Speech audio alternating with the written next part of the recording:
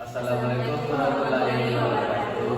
Kami dari kelompok 2 ingin mempresentasikan tugas buat statistik ekonomi yang berjudul distribusi sampling rata-rata dan proporsi. Saya Zulan Ibra, NIM 332209 dan teman saya Setia ini dengan NIM 332227 dan teman saya Rawasina Siregar dengan NIM 33222. Baik, distribusi sampling rata-rata dan proporsi. Yang pertama yaitu populasi. Populasi adalah kumpulan dari seluruh kemungkinan orang-orang, benda-benda dan ukuran lain yang menjadi objek perhatian, atau kumpulan seluruh objek yang menjadi perhatian. Populasi terbatas adalah suatu populasi yang unsurnya terbatas berukuran N. Contoh populasi bank, populasi mahasiswa FEB, UIN Bukit Tinggi. Populasi tidak terbatas adalah suatu populasi yang mengalami proses secara terus-menerus sehingga ukuran N menjadi tidak terbatas berubah nilainya. Contohnya populasi pada bintang di langit. Yang kedua, sampel. Sampel adalah suatu bagian dari populasi tertentu yang menjadi perhatian. Sampel probabilitas atau random sampel merupakan suatu sampel yang dipilih sedemikian rupa dari populasi sehingga masing-masing anggota populasi memiliki peluang yang sama untuk dijadikan sampel. Sampel non probabilitas atau non random sampel merupakan suatu sampel yang dipilih sedemikian rupa dari populasi sehingga setiap anggota tidak memiliki peluang yang sama untuk dijadikan sampel. Yang ketiga, sampling. Sampling adalah cara pengambilan atau pengumpulan data hanya sebagian elemen atau anggota dari populasi, atau cara pemilihan sampel dari populasi yang akan diteliti. Alasan melakukan sampling yaitu alasan yang pertama mengenai biaya dan faktor ekonomis, yang kedua ketelitian dalam penyelidikan, yang ketiga penghematan waktu, yang keempat sifat dari objek yang diteliti, dan terakhir macam dari populasinya. 4. Metode sampling. Yang pertama, teknik sampling dengan pengembalian adalah metode sampling di mana setiap anggota dari suatu populasi tidak dapat dipilih lebih dari satu kali. Yang kedua, teknik sampling tanpa pengembalian adalah metode sampling di mana setiap anggota dari suatu populasi tidak dapat dipilih lebih dari satu kali. Yang kelima, distribusi sampling merupakan kumpulan nilai-nilai statistika yang sejenis lalu disusun dalam suatu daftar sehingga terdapat hubungan antara nilai statistik dan frekuensi statistika. Distribusi sampling terdiri dari distribusi sampling rata-rata, distribusi sampling proporsi, distribusi sampling selisih rata-rata, dan distribusi sampling selisih proporsi. Baik, saya akan menjelaskan tentang rumus distribusi sampling rata-rata dan distribusi sampling proporsi. Yang pertama ialah distribusi sampling rata-rata.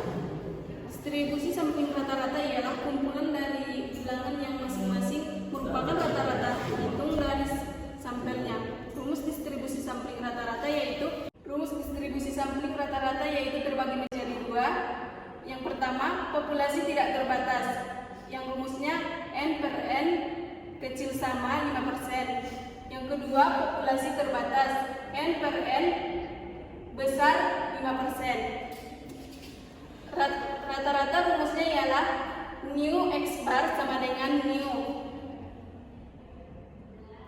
X bar sama dengan nu. Standar deviasinya ialah to X bar per to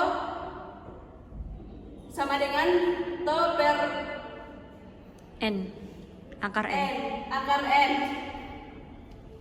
Populasi terbatasnya ialah to X bar sama dengan to per akar N kali akar N kurang N per N kurang 1. Nilai bakunya ialah Z sama dengan X bar kurang nu X bar per to X bar. Z sama dengan X bar kurang X nu X bar per to X bar. Selanjutnya ialah distribusi sampling proporsi. Distribusi sampling proporsi ialah kumpulan atau distribusi semua perbandingan sampelnya untuk suatu peristiwa. Populasi tidak terbatas dan populasi terbatas. Standar deviasinya terletak perbedaan pada standar deviasinya, yaitu to x per n sama dengan akar n kurang akar n 1 kurang n per n. To x per n sama dengan n 1 kurang n per n kali Akar dari n kurang n sama dengan per n kurang 1. Baiklah, di sini saya akan menjelaskan contoh dari distribusi sampling rata-rata, di mana contohnya itu adalah sebuah perusahaan memproduksi kertas dengan menggunakan dua bentuk. Rata-rata waktu yang digunakan untuk membuat kertas ini adalah sebanyak 36 jam. Distribusi waktu kertas ini mendekati distribusi probabilitas. Probabilitas normal dengan standar deviasi 5,6 jam. Sebagai bagian dari pengujian, jadinya sampel sebanyak 26 bentuk. Hitunglah probabilitas waktu dalam waktu pembuatan bentuk yang lebih dari 37 jam. Baiklah, di sini saya akan buat penjelasannya. Yang diketahui yaitu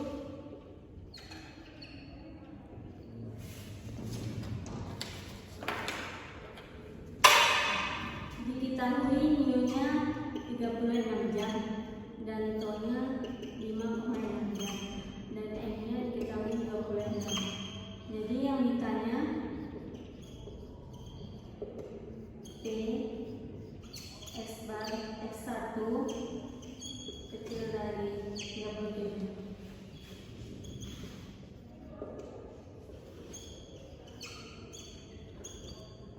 Nilainya sama dengan 35 dan to X barnya to per akar dari n sama dengan 5,6 per akar dari 26 sama dengan 1,1 dan z nya x new dengan new x bar kurang to per x bar sama dengan 37 dikurang 26 dibagi 1,1 sama dengan 0,91. Selanjutnya kita buat grafik gambarnya.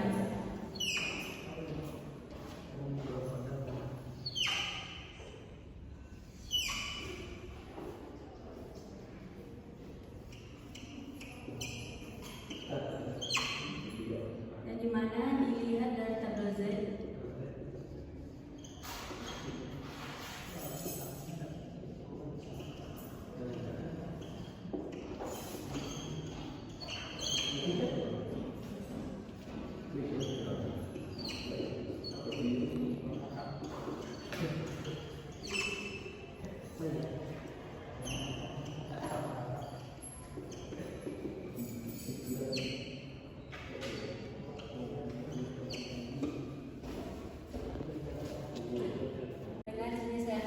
Contoh kedua dari distribusi sampling proporsi, di mana saya mengambil soal sebuah toko baju rohani menemukan bahwa pembelian dilakukan oleh 25% dari pelanggan yang memasuki tokonya.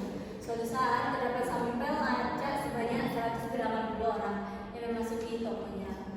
Jadi berapa probabilitas pelanggan yang membeli kurang dari 15%? Nah, kita buat penyelesaiannya. Yang diketahui itu n-nya sama dengan 180, u-nya yang membeli sebanyak 25%, dan yang ditanya itu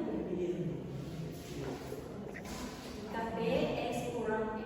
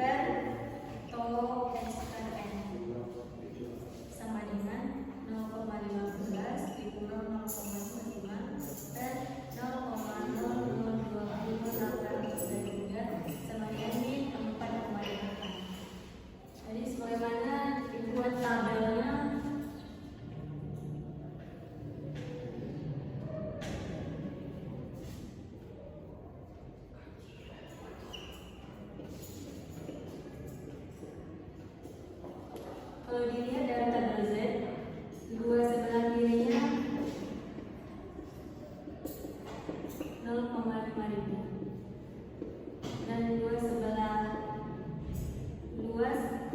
antara 0 sampai Z sama dengan 0,1844. Kurangkan jadi 0,3156. Jadi probabilitas bahwa antara 180 orang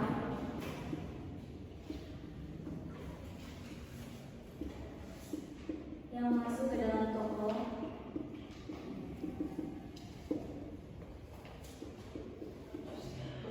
pelanggan yang membeli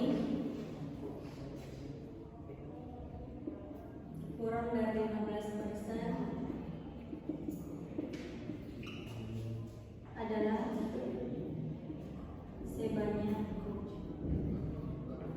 sebesar